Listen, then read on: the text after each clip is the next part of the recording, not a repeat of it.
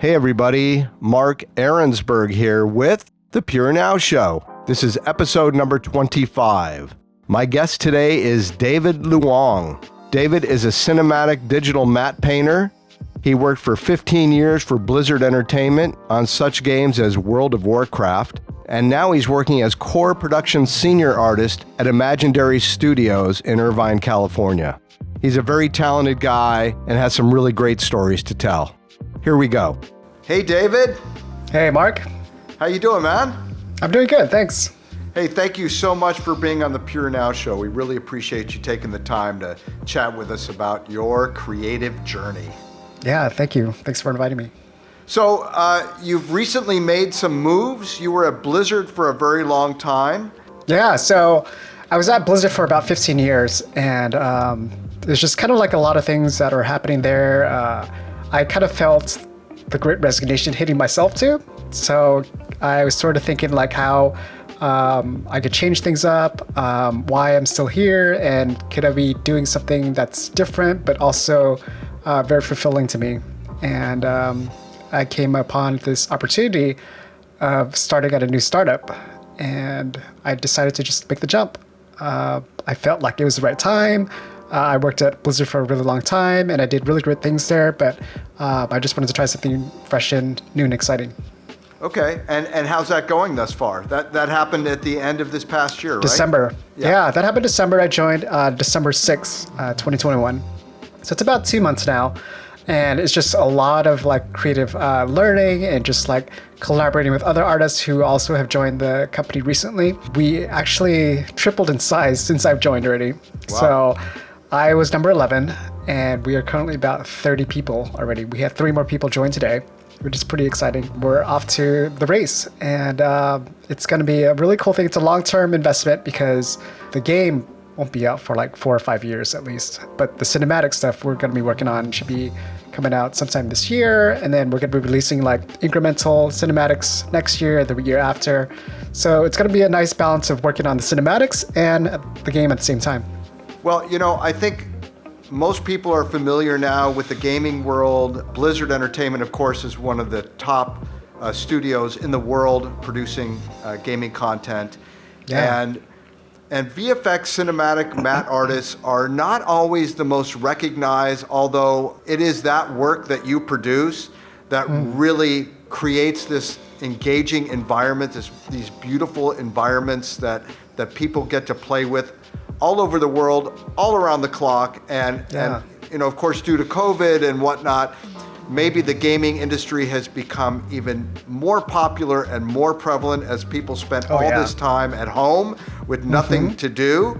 How does that feel to you, being an artist for a long time in this industry and contributing in the way that you have? You know, your work is so rich and deep and beautiful, and I cannot imagine how these games would even play out without someone like you who adds this other layer of emotional content that really adds such incredible value to the game, as much as even character development or the music or the gaming aspect itself. Everything is so critical to create this experience for the gamer, for the user.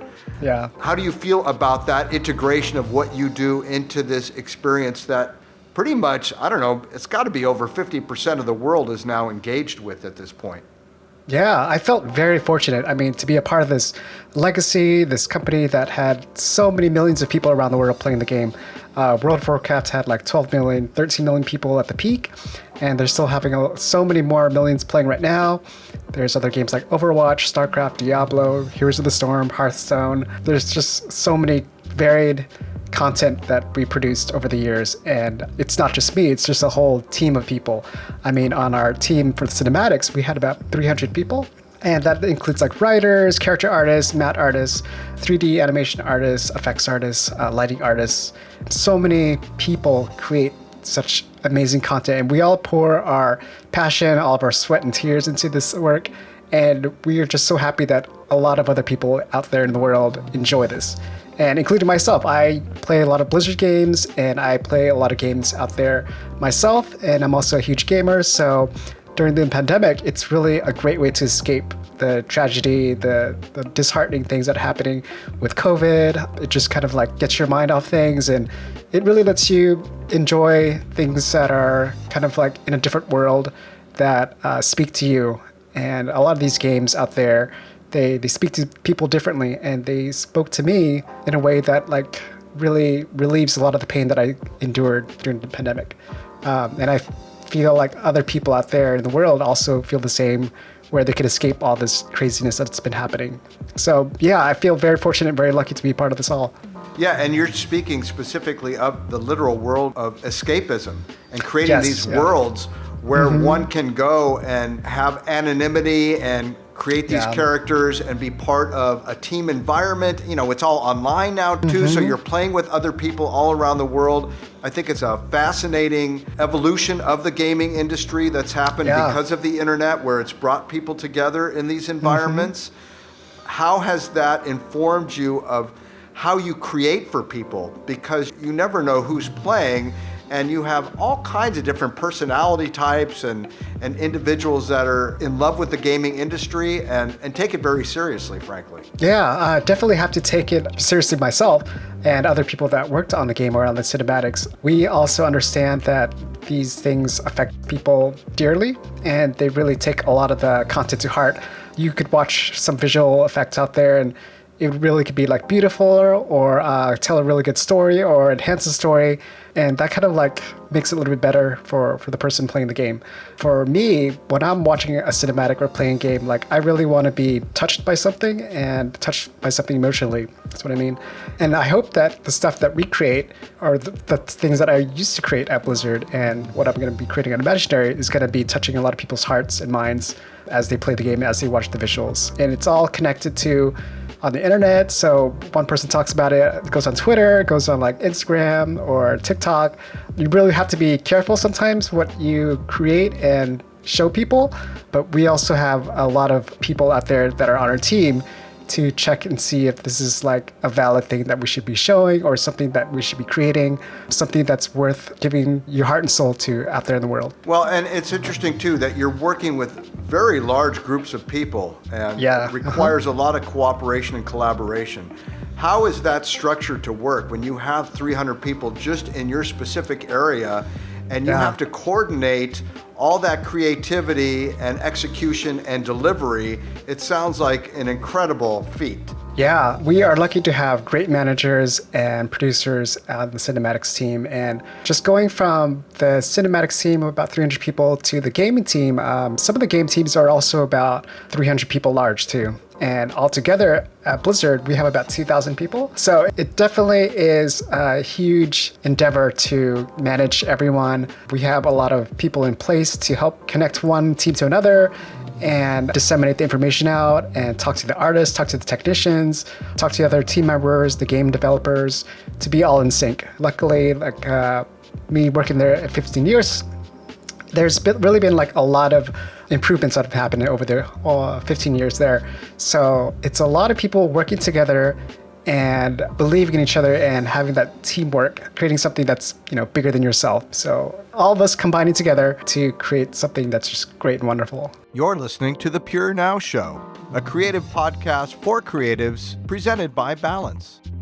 I would imagine that technology's played a big part in helping ease that logistical aspect of making sure that things are being tracked and managed well. How has technology, I mean, your whole business is based on technology essentially. But we are pretty much a tech company. Yeah, and it's from front to back end. Technology is taking care of every aspect of your deliverable.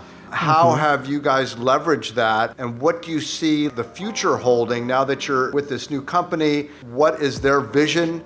How do they see upcoming technologies advancing the gaming world and creating new types of experiences for their customers? At Blizzard, we have a huge IT community inside our company. They're kind of like their own little studio. They've just moved mountains to even like get us to work at home during the pandemic. So once the pandemic hit, it was about 2 years ago, all of our IT members, they just quickly got together and figured out the technology, figured out how to VPN from home to your computer at work, and just make it all happen. And it was amazing because we would not have created cinematics or games for the last 2 years without the IT help, without the technology. A lot of things also that helped was communication programs like Slack. Slack has really helped. For our new company, it's Teams. It's similar to Slack. It's all a lot of like typing and chatting rather than just emailing. So emailing has really kind of gone away, and it's more about like chatting and just instant feedback right now. For the new company, we are pretty small still, and we are looking into a lot of technology and to leverage, I think, most of the visuals and the storytelling elements. For us, it's all about Unreal Engine. And it's the latest iteration of Unreal Engine 5 currently, that's still in early access and is not fully out yet. But we are working on bleeding edge technology to try to show the best visuals and communicate the best ways to our gaming community and just kind of like deliver what we think is going to be the best technology in the next 4 or 5 years. And what has been the latest developments? I mean, I know you're beta testing of this Real Engine and trying to see what you can get out of it. What are you finding now is at least the next generation of gaming? What is this experience going to be for the user that is something that maybe they haven't seen before? Yeah, so the Matrix experience just came out about, I'd say like 2 months ago, and that was based on the movie The Matrix. And when you play that demo, that tech demo, on a PlayStation 5 or an Xbox, it just looks so real. Like a lot of it is very hyper real, and that's kind of like what we're going for in our next game and cinematics. Seeing the highest quality of environments out there, character animation out there, lighting from Lumen, and just the vast amounts of geometry that you see in the vast distance. That's all done within Unreal Engine. It's all real time. And so that's the big thing right now. Instead of rendering something out, which could take hours or days even, using RenderBand, what we use at Blizzard, we could do it in just like a couple seconds, or if we want to up the quality a little bit, maybe a couple of minutes. But the fast iterations that you see on Unreal Engine is just amazing, and it's getting almost to that Pixar level quality that we're used to with pre-rendered stuff back at Blizzard. We're seeing that with Unreal Engine, and it's still in beta, and it's just awesome to behold. So what we're working on now is really cutting edge, and it's the bleeding technology, and we love it, and it's going to be really cool to see. Are you producing games faster, or is because things are so much more detailed and much richer, is it taking more time to develop these because the experience is much bigger than it's been in the past? I would say it would probably take the same amount of time. The only real thing that you see faster and more real time is the cinematics.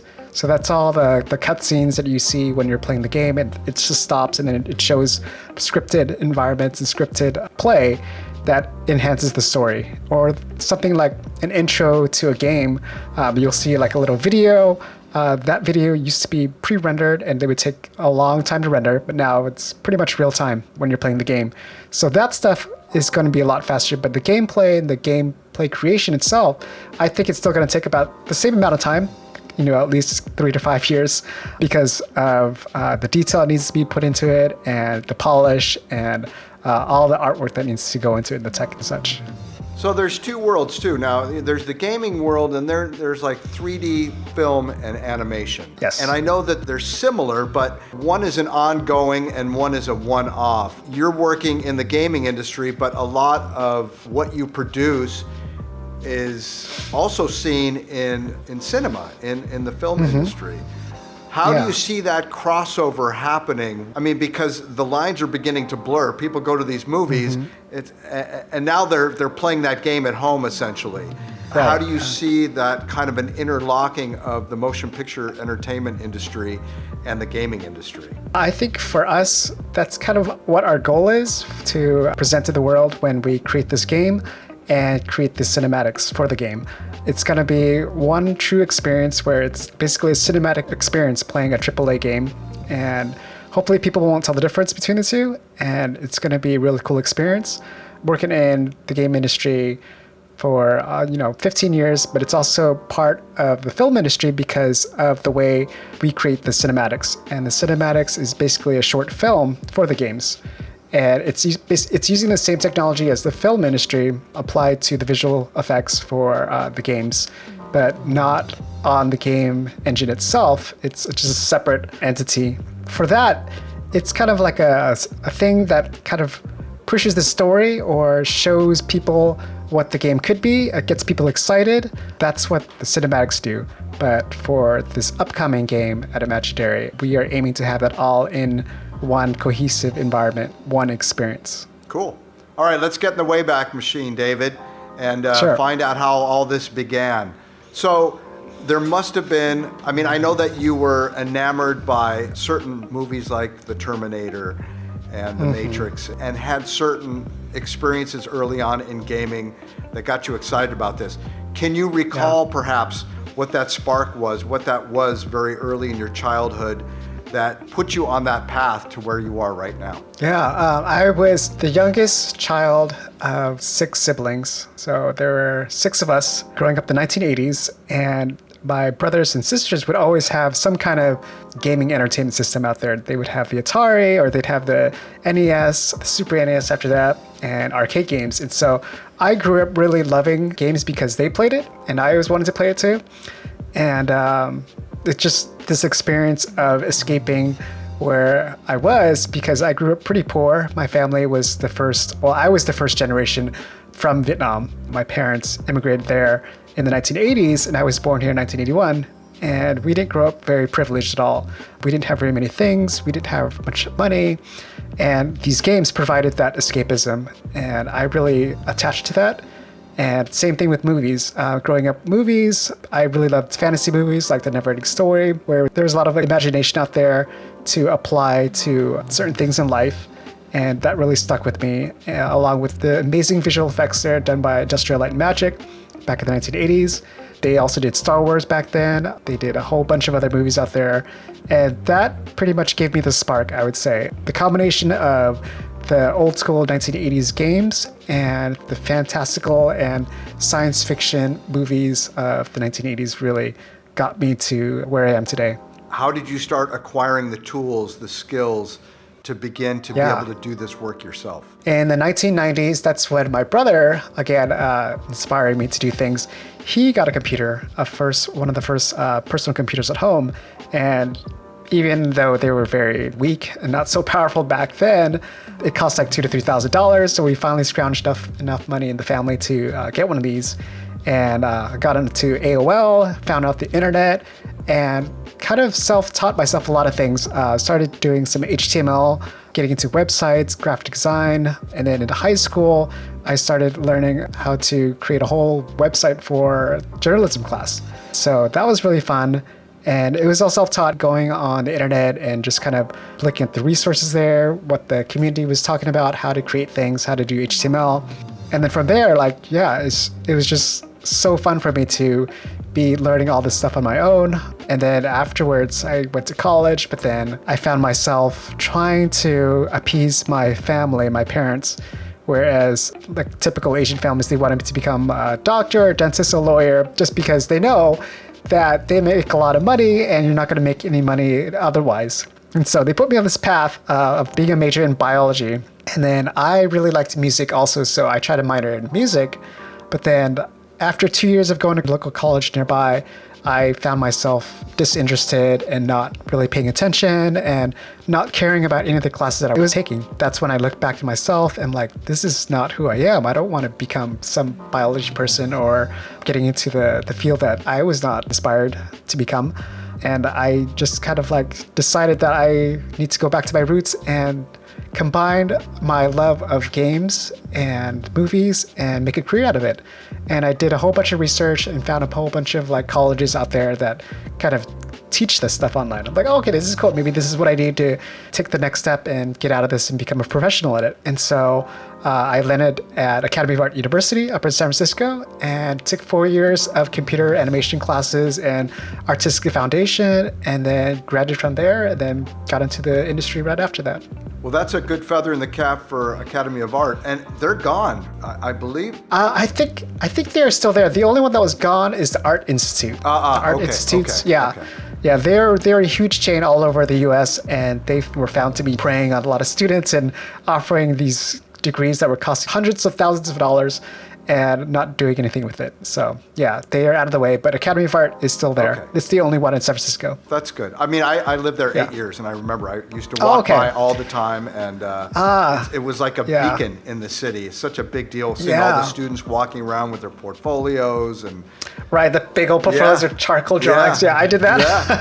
Yeah. And it's just like, this hilly streets, and you got to lug all this stuff around. It's really heavy. I'm like, It looked fun. It was a great city. It looked fun though. And how long were you in San Francisco? I was there 4 years, and luckily I had family there. So that was another thing that let my parents kind of like trust me to going up there, in that I could just stay with family and save money that way too. And, they're all about saving money. Right. So I got to spend time with my uncle up there and then my sister afterwards. And how old were you when you left and went to San Francisco? I was 21. Okay. Actually, I was 20. I didn't become 21 until I went up there. So yeah, my formative years from 20 to 24. That's a very unique experience, coming from a relatively traditional family and then being out in a very cosmopolitan, forward-thinking city and being exposed to life in a totally different way.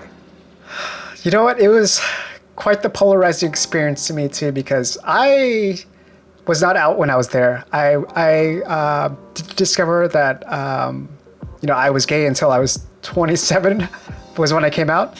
So when I was up in San Francisco, I was totally like in the closet. I didn't experience any of the gay culture, and I regret it this day. But at the same time, like all I could do was just kind of protect myself and go into the survivor mode. And even though the city was so progressive, it was so full of culture and art, and this beautiful LGBTQ community was there, I wasn't really a part of that, sadly. I was just stuck in my school and just learned the best that I could there, doing my art and just being busy. But that was more like an excuse to me. Looking back now, I could have experienced a lot more things, and I wish I did. But yeah, it was pretty crazy doing all that and experiencing what San Francisco had to offer, but not doing any of the things that could have given me more growth in my sexuality or in my personal life. Have you returned since then and been able to capture that? Yes, I have. Yeah. So after I came out, at 27, I went back there and I talked to my friends that were up there and talked to my family up there. And luckily, the experience was just amazing. It was all in my head, and luckily, it was a good experience because I heard, terrible stories out there with people coming out and being disowned by their family and their parents and their friends. And luckily, my experience was pretty smooth. Nothing really bad ever happened. I mean, I lost a few friends here and there, but my parents were somewhat accepting, and over the years, they got even more accepting. And my friends were just fabulous, and I got to go up there and hang out at Castro Street and just kind of like hang out at the Pride parades, and it was really cool experiencing all that after the fact. Well, I'm wondering if maybe that onus took the importance with your parents off your career, because it seems so much more significant. It's like, I would imagine that they stopped thinking about that you were not going to be a doctor or a dentist or and that they were just more concerned about you from different perspectives. That's true. They could have been concerned with a lot of other things, and luckily, like me starting my life out and getting my career going, it was essential to them, and I made money. So they're like, "Oh my God, this guy actually could make money in the arts field." So, that really helped. And then me coming out afterwards, that was probably better for them, because they are pretty hardcore conservative, very religious, very traditional. So well, that's why they had you. You create this new interesting balance in their life, something for them to be exposed to. Yeah, I think it's a nice little change for them. They had 6 other kids already, and they're all straight for all I know. But yeah, they had one other kid out there that was a little bit different. Are you the youngest of the 6? The second youngest, but we have 7 now. So my younger brother, Timmy, he was born 7 years after I was. So I was the youngest kid for the 7 years, and I experienced a lot of the youngest child had to offer. It was fun being the youngest kid, but. Now he gets to run around and pretty much do whatever he wants, because I would imagine your parents are exhausted and just don't want to deal with it. Yes. Yeah. And it's just funny because he just got married this year too. So to see him getting married and growing older, and just like, oh, you're still my younger brother, but at the same time, you're old now too. So right. Yeah. You're listening to The Purenow Show, a creative podcast for creatives presented by Balance. Well, you've had a multiplicity of experiences in your life, and you're also a teacher, and you're mentoring people. Yeah. And this must be really fascinating for you to take all, even your personal experiences, and make yourself available in this way for people who are interested in becoming creative professionals on a path similar to yours. How did that come into being part of your professional life? Yeah, I used to teach. I don't anymore, but I started teaching in 2008, and that was through CG Society, and that was a great experience. For them to ask me to teach, I'm like, I'm still a newbie myself. I'm not that much of a veteran out there. I don't know why they're asking me, but apparently I got to inspire a lot of other people taking my courses, and I did something right, because a lot of those people that I taught back then from 2008 to 2018, they've gone on to become wonderful professionals out there in the industry, and they're working at big studios, and they're leads, and they're, wonderful senior artists, and they are now inspiring me again. It's just a whole circle thing where they are producing art that's just really awesome, and I'm really proud of that. So for me to become a teacher back when I was younger and to see them all grow up is just a wonderful experience. I also am a part of the art gallery scene. I haven't done the gallery scene for 2 years now due to the pandemic, but when I was doing that back in 2014, that was also another wonderful experience. It brought the whole community together. It was all the local community for Santa Ana. And Santa Ana has really great arts district. And so our gallery is right downtown in the district. And it attracted a lot of people from like Los Angeles and sometimes even San Diego, people driving up and meeting other people here. And I got to connect them with a lot of other professionals locally, and that they were all, very grateful about doing that too. So that happened until 2020, and then the pandemic happened, and unfortunately I haven't done the gallery for a while, but I want to come back to it and serve the community again, get the community back together, and have other people just be inspired by art physically, to see it on the walls. It's a really nice experience. I'm interested in how you have managed your life, and you've had complexities and challenges that are beyond normal. How have you maintained a semblance of happiness and feeling good and successful in balancing your professional life with your personal life? And obviously there's no difference. I mean, that's two sides of the same coin, but how have you made it all work for you so you can function in a very high level and be able to give back like you have? I think that there's a few reasons for that. Like, one of them would be my husband. Learning to grow up with him and learning to face a lot of difficulties with him, that really helped me grow as a person, and it also helped him grow at the same time. And just growing up together was just a really cool thing to behold. So I met him in 2010, and we're still together. We got married in 2013, and we went through a lot of things together. We created the gallery together, and we opened up an Airbnb together. And these little things kind of like let you escape the monotony of my work, because I've been doing a lot of the visual effects at Blizzard for a long time. And for me, like, I felt kind of stunted, so I kind of branched out into the art gallery scene, the Airbnb scene, and that really helped me be fulfilled too. Sometimes as an artist, you don't always have to be doing art. You could be doing a lot of other things, and that really filled a lot of my time, giving back to the art community through gallery work, and just kind of serving an Airbnb in Big Bear with my cabin, and enjoying the reactions or seeing other people enjoy the cabin gave me happiness too, which is kind of interesting. So it's kind of like the same thing where on the art gallery, like, I got to meet a lot of people, a lot of students coming to the shows and enjoying the artwork, talking about it, hanging out, and talking to other artists about it. That gave me joy too. So it was kind of nice to kind of spread the joy, and that helps me get through life easier, I think. And that's kind of how I juggled it. Also, of course, video games. I still play a lot of video games out there, a lot of Blizzard games, and just kind of like enjoying games on my computer and on the Nintendo Switch and on the console a lot. So that all kind of helps. Well, let's talk about Blizzard. Let's talk about working there 15 years, what that was like. I mean, probably one of the busiest shops in the world. What was the day-to-day like? How did you manage being able to produce incredible art constantly and, do things on budget, do things on time, work with other people, make sure, 'cause there's a lot of what's the left hand and the right hand doing, because this thing is all integrated together.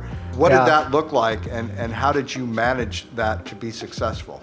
Yeah, I think going into work every day and kind of always having that thirst for learning new things, because there's going to be always problems that pop up as you're creating art or working with someone. And also at the same time, when you're working with someone, you also get to ping off your ideas with them, and you learn that way too. And so that was really cool to be going to work and doing that on a day-to-day basis. I think the best way to put it is the people at work is really what made it for me. Going into work and working with these amazing other artists and amazing technicians, and seeing producers and managers get their schedules on time and getting things on budget, you working with that budget and you working around that. It was really a fun thing to experience. I think for me, getting to work on things that a lot of other people in the world get to play or experience was the main driving factor for me to keep going for the last 15 years doing all that. We got to work on things that a lot of other people in the world would be dying to be a part of. So I was fortunate to be working there, and I would never take away that experience from anyone else that are working there right now. It's still a great place to work at, and I had great memories doing that there. Well, tell me how you ended up there. You had to go from someplace doing something to being at the greatest spot anybody could show up, especially in the gaming world. So what was your professional trajectory? After you got out of college and you got all that new training and all those tools, how did you take those and start going down that professional path? Yeah, after I graduated, I submitted to all these other companies around the world, and it was really two companies that I would aspire to work at. It would be Blizzard and Weta Digital in New Zealand, because they created the beautiful visual effects for Lord of the Rings back in 2001 to 2003. And then afterwards, they did The Hobbit and Avatar and a bunch of other beautiful movies. But while I was going to college, I got to experience their visual effects as I was going through school, and that was just awesome. And so I applied there. I applied to Blizzard. Of course, I didn't get to either, but luckily I got a small little background painting gig at Disney Toon Studios, and they asked me to do a painting test. And they were gonna have me work on Tinkerbell, the movie that would be direct to DVD. It wouldn't be a full-on movie feature for Disney, but it'd be the direct to DVD studio. It's called Disney Toon Studios. And I did the 2-week paid test. And what was cool about them is they paid union pay, even for a paid test, which was awesome because that was the first paid thing that I had right out of school. And it was $50, I think, an hour. And I had no idea. So when I got the check for $2,000 something after 2 weeks, I'm like, well, this is awesome. But that was not the norm. And afterwards, they said they were looking for someone more senior, and I wasn't experienced enough for their show. And so that was fine with me. I just picked myself up and started applying to other places, and Luba Pictures gave me a call back, and they asked me to come back and work there for their first, it's called Underworld Evolution. And that show I'd be doing roto and paint for, and it's basically painting out wireframes or painting out errors on a movie 24 frames a second, so frame by frame. It's a very laborious process. It's very kind of monotonous, but that's the entry level thing that you have to do to get your foot in the door. So I did that for about 6 months, and then learned that there were other opportunities in Los Angeles that were just kind of a little bit better, a little bit more pay. And one of those places I applied to was Rhythm and Hues. And Rhythm and Hues worked on a lot of talking animal shows. They won the Oscar for Babe, and they just finished a really big Disney show called The Chronicles of Narnia. And they wowed the world by creating this lion that looks pretty much real on screen. All the fur, all the lighting on it, how it moved. It was just kind of groundbreaking. And so that was a pseudo, hey, I want to work there someday. And luckily when I applied there, I got into the Compositing Apprenticeship program. And that is a 30-day program where there's about 13 people that would get in out of like hundreds of applicants. So I was pretty stoked to get in to be that 13. And from there, only 50% of the people would move on to become full-time staff. And so we did the test. I did the test, and luckily I made it past the test, and I got to work on Garfield 2 there, Superman Returns, and Night at the Museum, doing compositing work. And that's basically being a chef and gathering all the ingredients, all of the food items from the kitchen, and putting it together, making that final meal. And that's what a compositor does. So that was a really cool experience, being in a bigger studio, about 700 people, compared to about 50 people at Luma Pictures. So that jump was quite an eye-opening experience.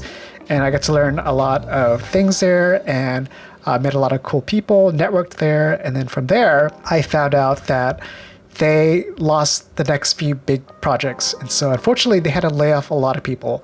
And I was in that cut. And so they gave me 2 months to find another job. And from there, I was lucky enough to know of a friend, a coworker that went over to Blizzard.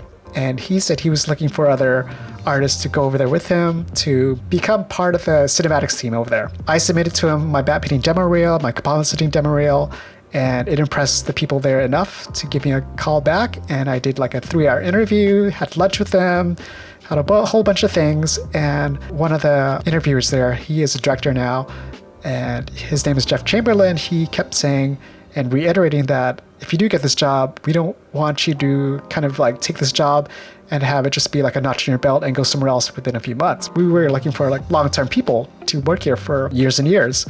So if you ever do get this job, just think about that, and just don't think about joining this job and leaving us pretty soon. I'm like, yeah, no, this is like one of my dream places. I would never do that.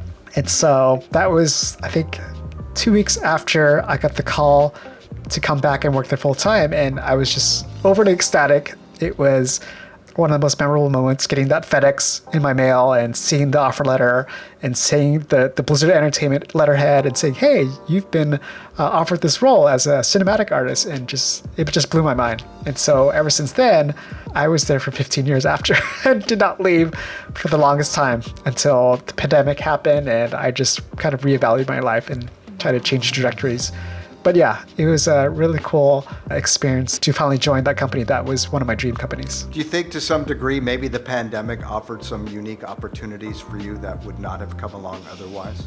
I think so. I think one of the main key things is working from home. That really opened up a lot of doors because so many other companies are offering work from home and the competition is fierce. They know that they have to, one, offer from home or a hybrid environment, or they have to offer more money.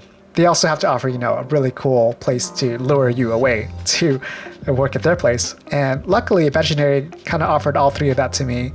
And it's just kind of a interesting thing that something so terrible that happened to a lot of people made our industry a little bit better, made the film industry a little better, in that there's so much more flexibility out there. There's so much more opportunity to go to different studios and not feeling like you have to be there forever. I think the loyalty that I gave to Blizzard was a very unique thing, and I will be giving my loyalty to Imaginary now. But saying that I would be there forever would be naive of me, and I said that to Blizzard because that was one of my first few jobs that I got out of college. And see, I joined there when I was 24, so I was still pretty young. I know a lot more now, and I know the world isn't always the same, and it's not going to be the same anymore since the pandemic. You're listening to The Purenow Show, a creative podcast for creatives presented by Balance.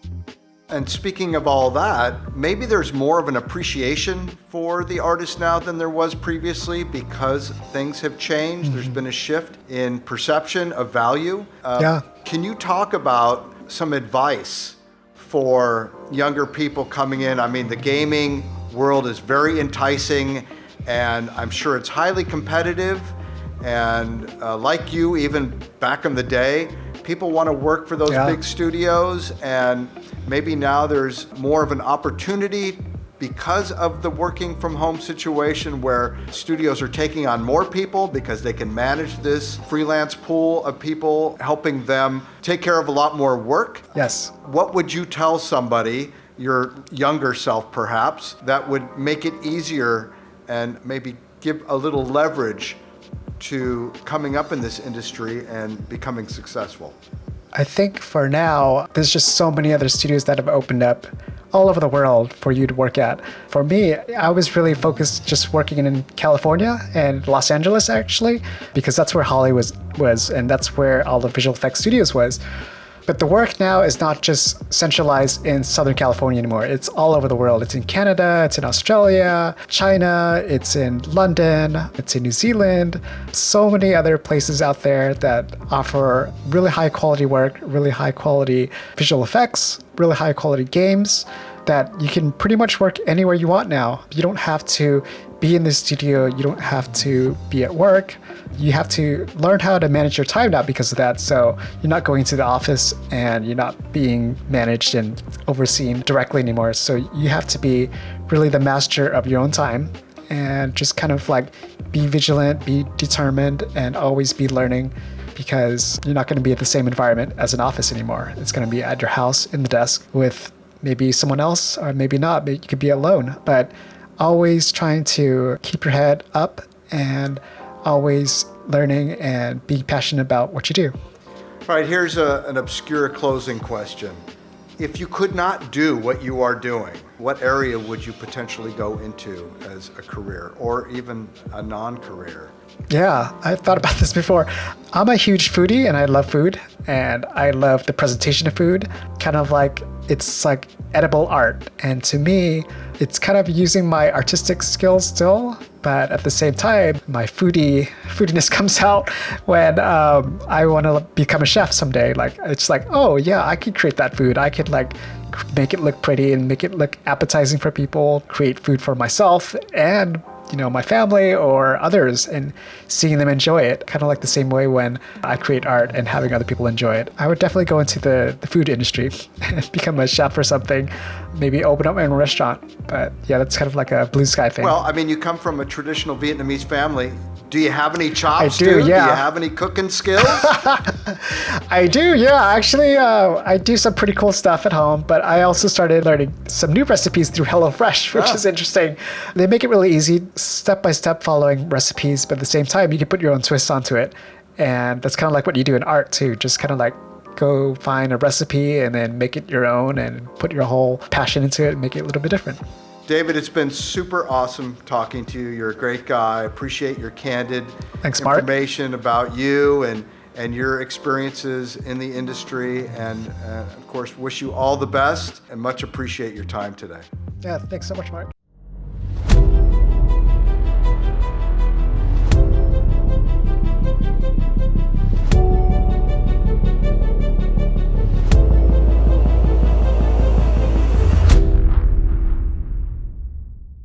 If you enjoyed the Purenow show, you can check out more episodes at balancestudio.tv or anywhere fine podcasts are broadcast. Purenow is produced and engineered by HaiHa Dang and directed by Dong Wun Guan. Thanks so much for watching.